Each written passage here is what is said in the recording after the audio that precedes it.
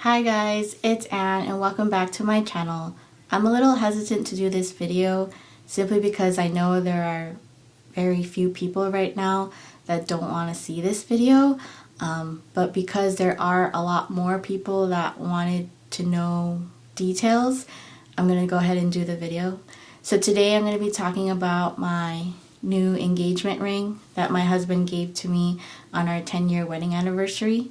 So if you're interested in knowing the details and knowing the backstory and learning more about diamond rings, keep on watching.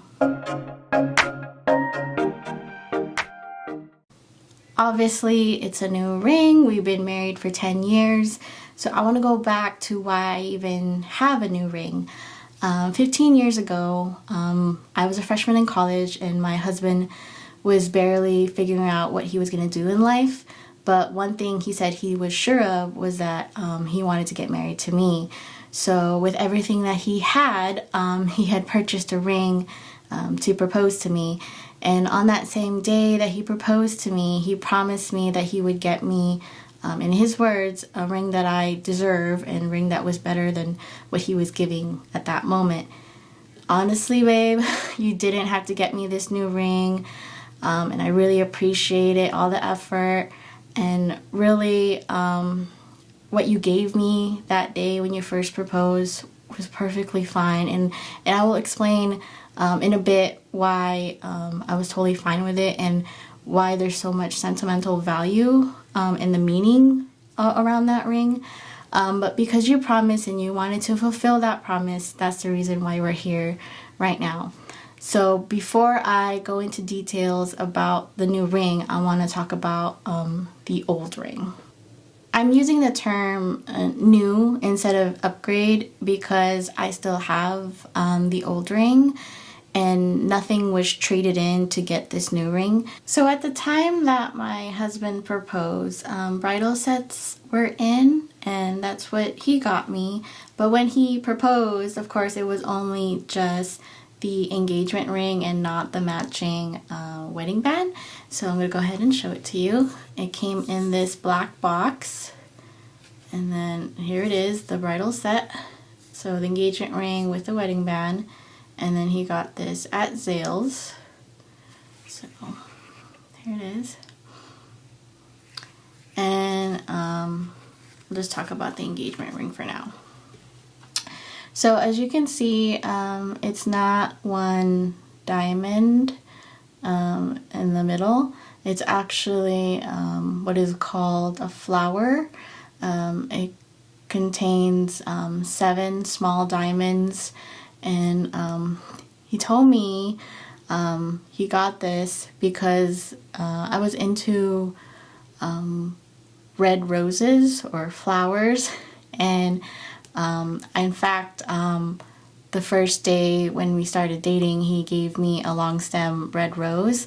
So that's the reason why he was impressed with this design, because from far away it looks like one rock or one diamond, but up close it's actually small 7 diamonds. And he likes the number 7, so that worked out. And then he explained that there's a total of 10 small diamonds on the side, so 5 here and 5 there. And that's supposed to represent our anniversary date, which is on a 10th day of a month. So that's the engagement ring. And this is a cathedral setting, and there you go. And then as far as the matching wedding band, it has a total of 12 small diamonds, and he says that's supposed to represent the month, which is December. So we got together on December 10th and we got married on December 10th, and we actually got engaged the first time December 11th because we couldn't see each other on December 10th that year, 15 years ago. So that is why there's a lot of meaning and sentimental value for this bridal set. However, when we got married, I wanted to have a matching wedding band. And of course, he wasn't going to wear something like this. So whatever he got, which was a plain wedding band, I actually like that look myself. So I like how it looks on the hand versus the bunch of stones at the time. So whatever he got, I just got practically the same version. Maybe, I'm not sure if it's the same size. I think it is, as far as the width. So I never really wore this, and I only have worn this during special occasions, simply because to stack 3 rings at that time, especially with one of it being very thick. And this is the wedding band here. I'll explain the importance of the wedding band in a second, this one. So I hardly wore this one, not because I didn't like it or anything, it's just that with the nature of my work and all that stuff, I can't really have rings. Times have changed. So yeah, so this is 14K white gold, and I believe it counts everything, or maybe just everything of this, but I'm pretty sure it's the whole thing, and it only amounts to a 1/2 carat total weight. So this whole thing, I'm assuming, or this whole thing, I'm not really sure, but I'm pretty sure it's this whole thing. So I don't know if you could see that, but see the space from here to the top. There's a lot of space, and then of course the cathedral part, and there's a lot of like scratches here simply because of it rubbing against the band. And then this is more what they call a peg head. So pretty much they can just take this part out, the center part, and put it on any band or setting. So again, you can't really tell from far away. It looks like just one solid round diamond, but it's really 7. So that, my friends, is my old engagement ring. So I mentioned this was purchased at sales, and my husband also got the lifetime diamond commitment, which covers lifetime cleaning, replacements, if it's damaged, etc. I'm sure a lot of you are familiar with the brick and mortar department store type of deal, so I won't go into that, but I just wanted to mention that's what he got with it. So I'm gonna go ahead and talk about my new ring. If at any point during this video I am looking down, is because I am looking at notes, because I don't want to miss details. So it wasn't a surprise. I already knew ahead of time that this is something that he wanted to get me for our 10-year anniversary. So he had asked me what I wanted. So I told him, what's the budget? And then he was like, there is none. Just tell me what you want, and then I'll figure it out. So, okay, I did a lot of research, and I must say there is a lot to know about diamonds, seriously. And as I talk about the specs of my ring, you'll realize what I mean by a lot. So I told him that first and foremost, I wanted a solitaire diamond ring, and I wanted to make sure that I am able to have it sit flush, so meaning there's no gap between the 2 rings. I wanted it to sit flush against my wedding band, because there was no way I was going to get a new wedding band This has been blessed by our Catholic church priest and at our wedding, because that's where we got married. We got married in a Catholic church. So I wanted to keep it no matter what. And if it was a ring that wasn't going to sit flush, I didn't want it. So that was something that was my main goal, that it had to sit flush against it, because I didn't like the idea of the gap, and I didn't like the where the shape of the band kind of curves so that it doesn't hit it and it could still sit flush. But I didn't like that design. That's personal preference. Second thing, I wanted at least a 1.5 carat. I could have dealt with a 1 carat, but I have seen so many already that because I am a little bit on the plus side, the 1 carat maybe just doesn't match. I don't know. Maybe that's just me. So, but he said whatever I wanted. Again, it didn't have to be what I wanted, but I just told him, okay, fine, I'll tell you, but you don't have to get it. So I wanted at least a 1.5 carat diamond. I wanted it white gold. I was thinking about getting platinum, but as I researched it more, I don't like the vintage type of look. So more like with white gold, you could always get it to look brand new, because you can always get it rhodium plated again, as opposed to platinum. You can't do that. And the older it gets, the more faded or vintagey it looks, and I didn't like it. I always like the brand new shiny look, so that's why I wanted the white gold. I didn't care about the whether it was 10K, 14K, 18K, 24K. I told him at least maybe 14K, so I told him that. And then third, I wanted a princess cut diamond. In the beginning, like years before, I was thinking about getting a round diamond, but the more I saw it, I just felt like a lot of the things I like, the styles that I like, are more boxy. Even with cars, I like cars that are more boxy than the round spaceship looking. So I told him I want a princess cut diamond.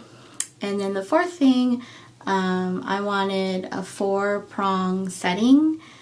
So before I move forward, I know I'm going to be throwing out terms and styles and things that there are other options for, and things that you may not even understand because you're not familiar with jewelry and diamond rings and all that stuff. I may do another video that kind of breaks it all down, but for now, in interest of time, I'm just gonna talk about the specs, and then I'll go into detail in another video. So I apologize if a lot of what I'm saying is not making sense. So I wanted a 4-prong setting. I didn't want it to be a peg head, the one where I mentioned earlier, like as if you just took this piece and then moved it over to different settings. I just didn't like that look. It's not very fluid. It's not very clean. Again, I do want to mention, I'm not here to knock anybody. This is all my personal preference. You might not even like the specs that I like. So please don't get offended. I'm not here to knock you. So again, yeah, I wanted a 4-prong, non-peg head. As for the prongs themselves, I didn't want them to be V-shaped, simply because I just didn't like how it goes around the corners. It's a lot of metal in my opinion. But I do know that they recommend the V-shaped prongs for princess cuts, because if you accidentally like knock it and hit the corner, it could break given enough force. I felt that I'm not that aggressive, and I did talk to the jeweler just to make sure that it'll be okay without the V-shaped prongs. and she said it was fine. So definitely, after talking to the jeweler and after doing all that research, I'm glad that I don't have to get the V-shape prongs, because I just don't like the look. Next, I just wanted to make sure that it'll shine bright like a diamond because it is a diamond. So yeah, so basically quality, a natural diamond. I didn't want a lab grown diamond. I didn't want a moissanite. A natural earth diamond is what I wanted. Last thing was I wanted it to be certified, meaning because I know the price of diamonds are high, and I didn't want my husband's money to go to waste, or I didn't want him to be scammed in any way. So I told him, just make sure that it's certified. So when a diamond is certified, they are graded typically on 4 categories, which is carat, clarity, color, and cut. For princess cuts, they typically don't have a cut grade, an official one at least, because of the way princess cut diamonds are. If you do your research, you'll know why. So because I did a lot of research, my husband had asked me, so what are your 4 C's? So I already mentioned the first one, the carat, which is 1.5 at least, and carat refers to the weight. So it's not actually the size, the physical size that you see. When you say, let's say 2 carats, even though they're all 2 carats, they're all not going to look as big. One can actually look to be a 2 carat, but in reality they're weighted less than a 2 carat. Or there's one where it is weighted as a 2 carat, but it looks less than a 2 carat. And that's because diamonds are pretty much an inverted pyramid. So when carat refers to weight, it could be a 2 carat weighted diamond. On the bottom, a lot of it could be where the weight is, but on the top it's not. So it might be cut too deep and too thick so that it is a 2 carat, but at the top, when you're looking straight down at it, it doesn't look like a 2 carat, it looks smaller. So you got to make sure when you say 2 carat, you actually mean that it really does look like a 2 carat and not just the overall weight. So what I'm trying to say is, don't focus so much on the number, but also on how it looks. And another thing that I want to mention, I know it's very hard for me not to talk about it, but I just have to mention this because a lot of people don't realize it. You could have a diamond that looks like it's 2 carats and it is the right weight, but the problem is if it's cut 2 carat and it's cut that way because the person that's cutting it wanted to sell it for the 2 carat, the way that they might have cut it is not an ideal cut, meaning it's not going to shine as much because of the way it's cut, and it's not going to look good. It's just going to look very dull and dark. So just be aware of that. But so anyway, I got pulled over to a tangent there. So I wanted a 1.5 carat. As far as clarity, I wanted at least a VS2. Again, if you do all your research, there are reasons why I got to these minimum levels.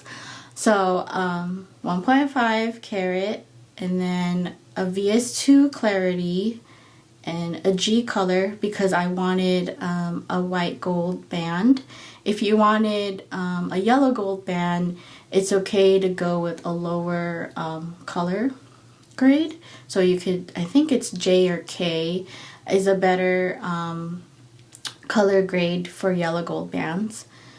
And then even though I know it won't be graded on paper, I wanted at least an ideal cut diamond. Continuing on with the other specs for the certification, I wanted at least very good grading for symmetry, for polish, and then for fluorescence I wanted none, and for QLIT none.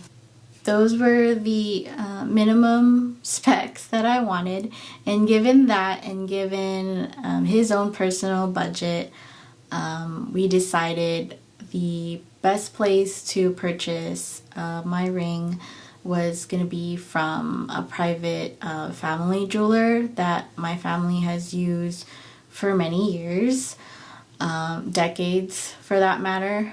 And we knew we wanted to go that route because if we went to a brick and mortar department store, they were going to tack on a lot of fees on top of it, or the price would skyrocket simply because they're a department store.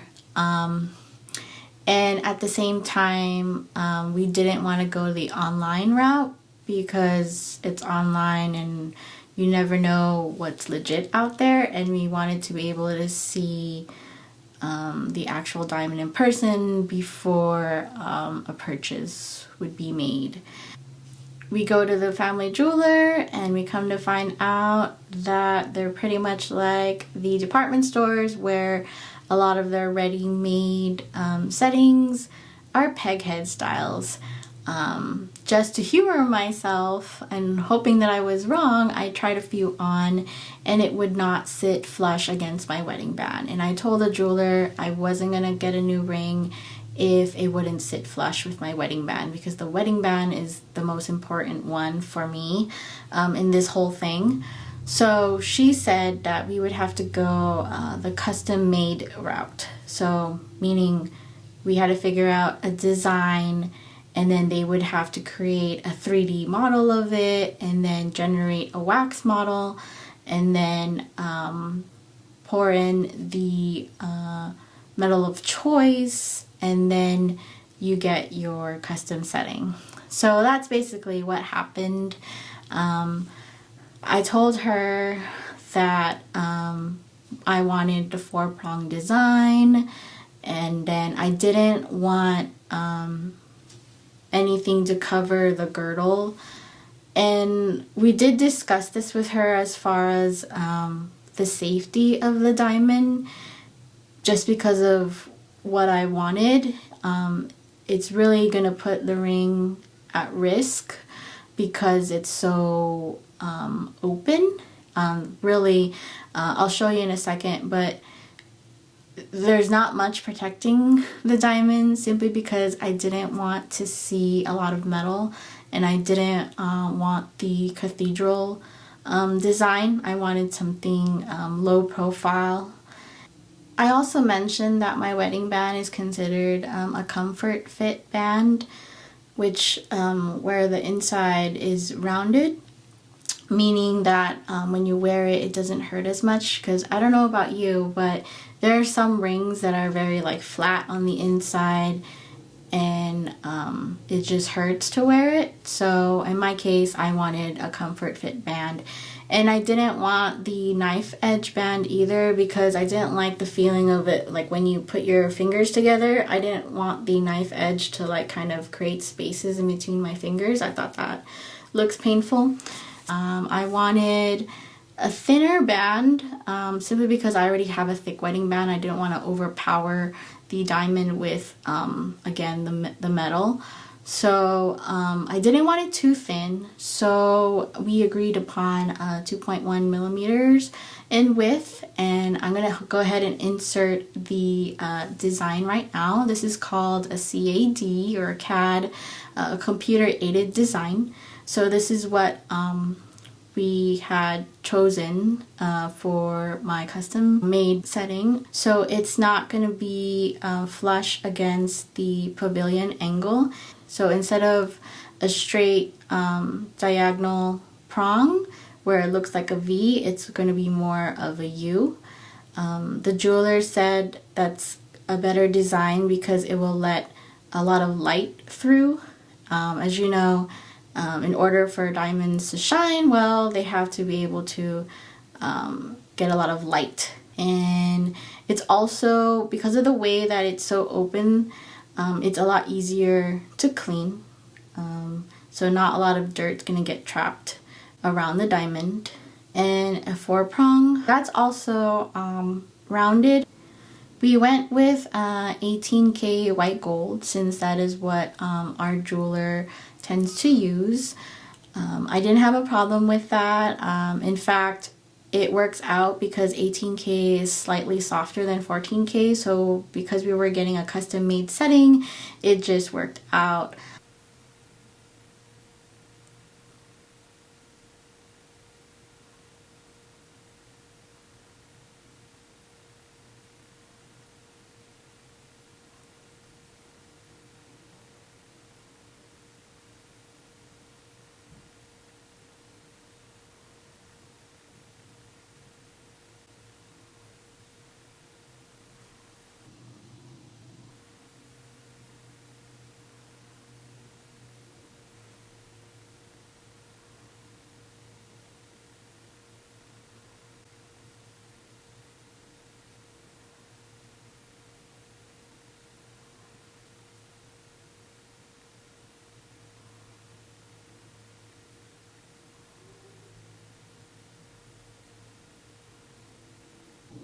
So there you see,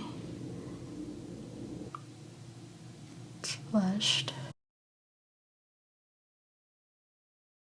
So now that we have a setting, a metal type that we've chosen, we decided on a diamond certified by GIA, which is the Gemological Institute of America. It is an independent nonprofit that protects the gem and jewelry buying public through research, education, and laboratory services. So I'm going to go ahead and insert the GIA report or certificate for my diamond, and I'm going to go ahead and talk about the specs that we got. So starting with the left side of the report, you have the date of when it was graded. And then you have the report number or the certificate number, and then the shape and cutting style. Princess cuts are referred to as what is called a square modified brilliant, and those are the measurements, and it comes out to 1.03 ratio, so it is within the ideal ratio for a princess cut diamond that you want to look more square rather than rectangle. And then, as I mentioned earlier, it's only graded with the 3 C's. Princess cuts are not graded by GIA when it comes to cut. They just don't, because of the way princess cuts are. So for the carat grade or weight, in this case, it's 1.7. So this was 0.2 more than what I asked for. The color grade is a G, which is what I wanted, a G color. And then the clarity grade is VS1, which is 1 level higher than what I initially wanted. And then next is the polish, symmetry, and those are both excellent. I had just asked for very good. And then fluorescence is none. All right, and then the last thing on this side of the report is inscriptions. So what's blocked out there is actually the report number or the certificate number, or if you want to call it a serial number. So on my diamond, there's an inscription on one side where it has GIA along with the serial number, the report number. So I know that I have the correct diamond and I have the correct report because they match. And then my husband, after learning that you can do a personal inscription, and after learning that we can't really engrave our names on such a thin band without getting it laser engraved somewhere else, he made the decision to have the diamond itself inscribed with something personal, and he decided with EN10 Ann, which is our names and which stands for our 10 years and the date that we first got together and got married. And because we had this inscribed, we will treat this as a family heirloom. That is something that we thought was really cool and really neat to have, because I personally didn't know that you can get it inscribed, the actual diamond itself. So how exactly do you view the GIA certificate number and or personal inscription on the diamond itself?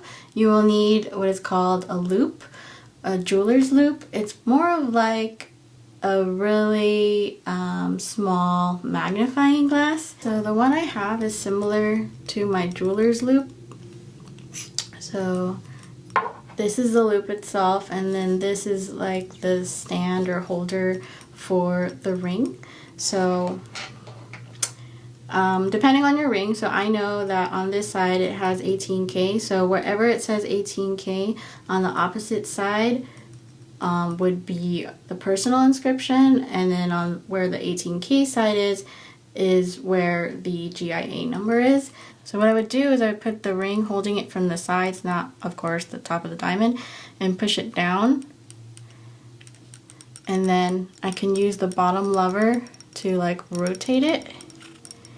And then from here, I can see the personal inscription if I were to look through here. And then like I mentioned on the other side, it's the GIA report number. So that's what you would need to view the inscriptions.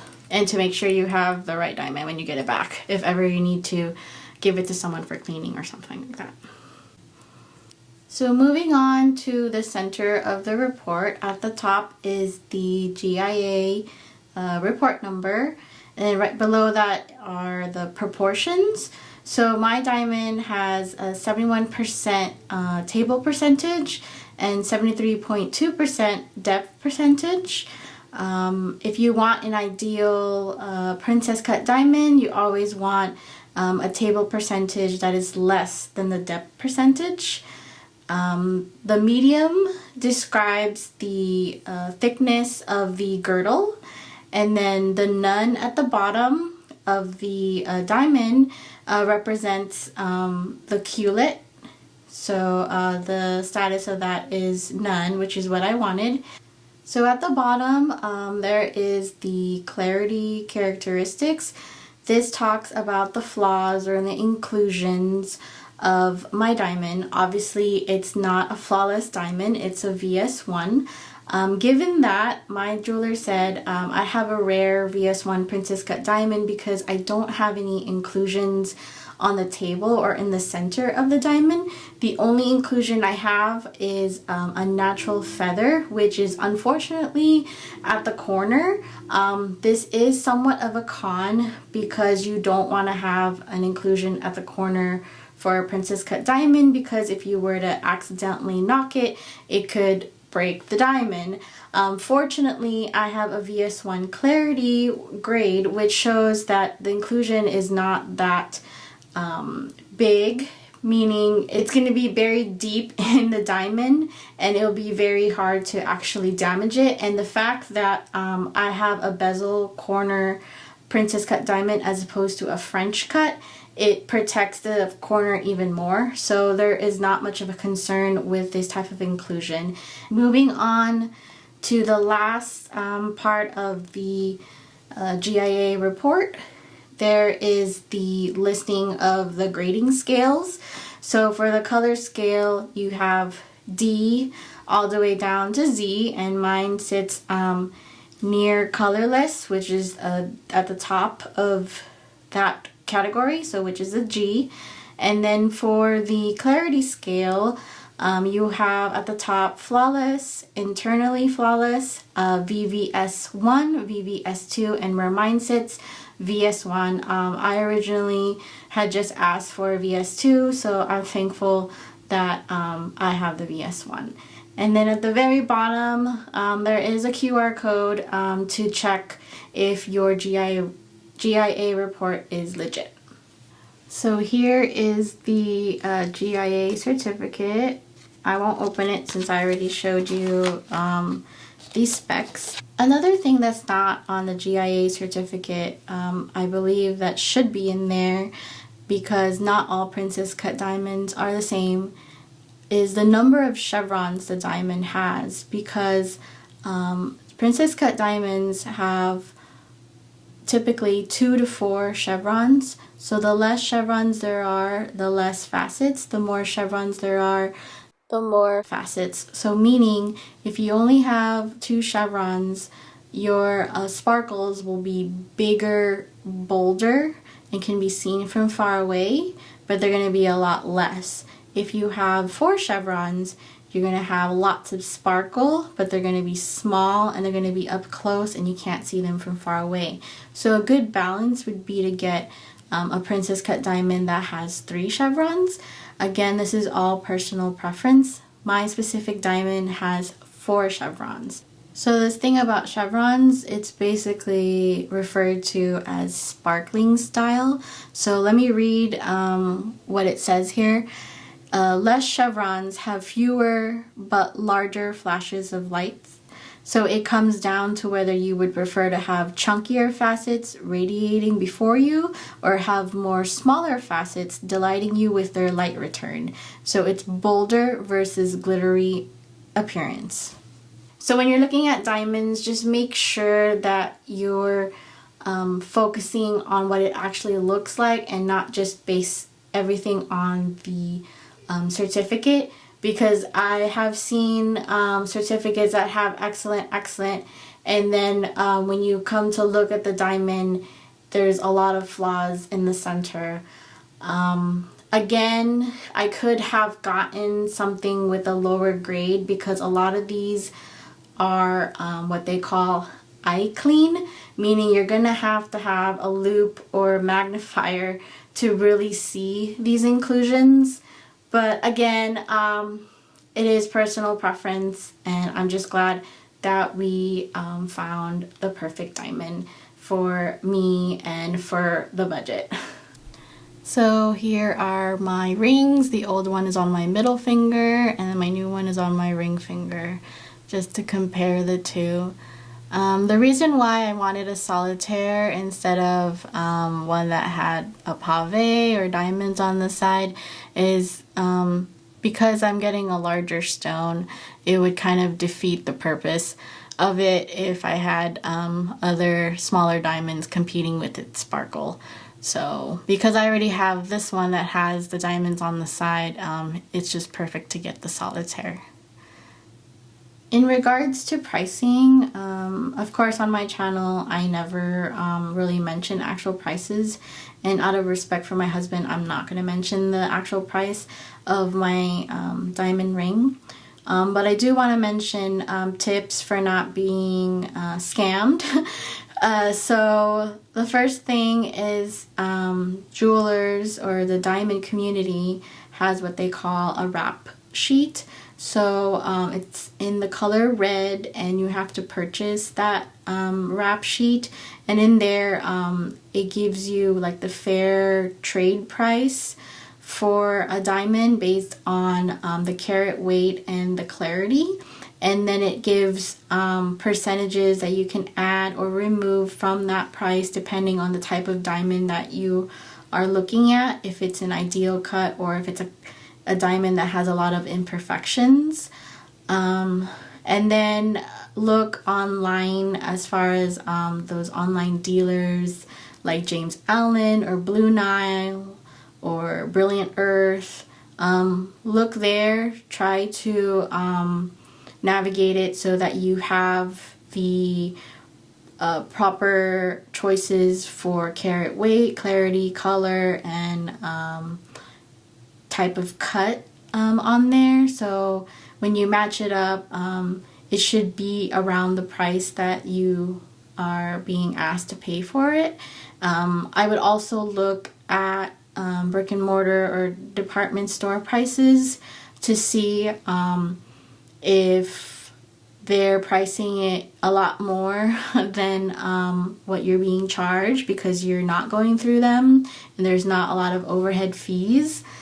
So yeah, that's what I would suggest you guys doing if you want to make sure you're getting charged the right amount. Our private jeweler, they don't offer financing plans. The only thing that they offer are layaway plans. So meaning you'll be paying for it, but it won't be in your hand. You'll only get it once you've paid for it in full. And the amount of time they give you to pay for it varies depending on how much the item is and what's involved with it. Because my diamond ring is probably the most expensive item I own other than my house and my car, I decided to get insurance for it. So I decided to go with an insurance company that will cover damage, partial loss, or full loss. Partial meaning, let's say you only lost a diamond but you still have the setting. Covers disappearance, theft, and you just file a claim. They won't give you the actual like money, but you're able to work with any jeweler of your choice, and then they will help you get it repaired or replaced. The cost for that insurance is up to 2% of the appraised value of your diamond ring. For example, let's say your diamond ring was appraised at $20,000, then your annual premium for insurance will be about $400 a year. With the insurance company I went with, they do semi-annual, so 2 payments. So let's say mine was $400, it would be $200 for 6 months and $200 for the next 6 months. I believe you can add it on to your home insurance, but you might have to check with them on how much they're going to cover. And I believe USAA has a separate one that you can add on to your home insurance at a discounted rate. So I can't speak for that. So just know that when you get it insured, just make sure it covers all of those things that I mentioned, and at the same time it covers your jeweler of choice, because you certainly don't want to have them pick out where they're gonna take your ring to be repaired or pick out the diamond. Again, like as I mentioned, all diamonds are different, especially even though it looks good on paper, it may not be good in person, and you may not have the opportunity to look at it. They'll just say, oh, it matches the paper, you're good to go. So just make sure that the insurance company that you went with gives you that option. Or if you're even lucky, you might have an insurance that will actually give you the appraised amount in cash. When you insure your diamond, you have to have an appraisal, and they suggest that you get it appraised at an independent company. You don't want to get an appraisal from the company you purchased your diamond ring from, simply because you don't want to get biased opinions and you don't want them to overinflate it so that you have such high insurance premiums, which don't really reflect the actual value of your diamond. For my appraisal, I went with an independent company who has a graduate gemologist who adheres to the GIA's strict diamond and gemstone grading guidelines and the ethics code of the Uniform Standards of Professional Appraisal Practice, the USPAP. So I know I'm not getting an inflated replacement value. I was present the whole time. I requested that. I wanted to make sure that I was there and that nothing was going to happen to my diamond.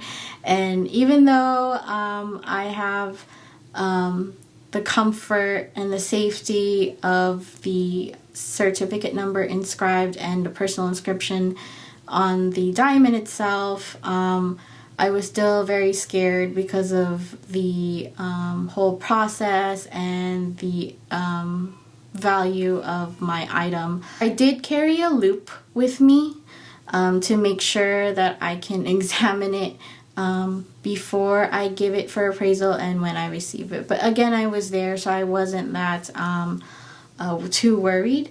So after the appraisal process, which took about half an hour, I got about a 10-page appraisal report. I just want to read this statement. At your request, I examined the jewelry you submitted and have provided an opinion of the replacement value at the retail market level for insurance purposes. The reason I'm saying this is because when you get an appraisal, you want to make sure that you let them know that it's for insurance purposes. The appraisal value does include taxes, so that will cover the overall cost. So it's not just the value of the diamond, but it's also the taxes that go with it if you were to replace it at a brick and mortar or department store. So even though I didn't go to a brick and mortar department store, they still calculated the market price. So basically, they took the highest possible for my diamond if it had been purchased at a department store, because they know all about the extra pricing that goes with it. And then they added on the taxes. The lady told me that if I had gotten it at, like, let's say Tiffany & Co. or Cartier or some designer, then they would have to note that, and then they would have to inflate it even more for the replacement value. So even though my husband bought this diamond at this price and at this location, I can't turn around and be like, okay, I lost it, I'm gonna go to Tiffany's and get a new one there. They're not gonna do that. So their appraisal is based on the designer, if there is one, and then they will adjust the value for it. And then here is the appraisal report. So again, I said it's like about 10 pages long. So tips, just make sure that what your replacement value or appraised value is, make sure that it's significantly higher than what you paid for it. Just because they will go up in value depending on how much time has passed and the type of market we're in at the time that needs replacement. So you just don't want to pay too much for something that wasn't really valued high to begin with. So protect yourself. From our jeweler, this is the type of ring box that we got. And then it opens up like this. So, as far as warranty, there is none. It's a private family jeweler. But they told me that I can come in anytime for free cleaning and free inspections, just to make sure the prongs are not out of place and that the diamond is still well protected. We, as a family, have been going there for many years now, and their store has been open for more than 40 years, and they've been doing this type of jewelry business for over 60 years. So I just wanted to insert this clip for my husband, who I know is watching this. Thank you so much, really. I know how hard you worked. It was literally blood, sweat, and tears for you. You and I would be together, and I would see all the efforts that you made to make this happen. So again, thank you. I love you so much, honestly. Even without any of the materialistic things, I know how much you love me, and I know how much you want to show that to me. So thank you. There's nothing else more that I can say other than I love you. Mahal na mahal kita. Salamat. As a teaser, I will be unboxing this item, which is from Tiffany's. It's a jewelry cleaning kit. I bought it specifically for my new diamond ring. So watch out for a future video about how I clean my diamond ring using this. Thanks guys for watching. I hope you liked this video. Please hit like if you want more videos about my ring or anything similar, please subscribe. Again, thank you and have a great day.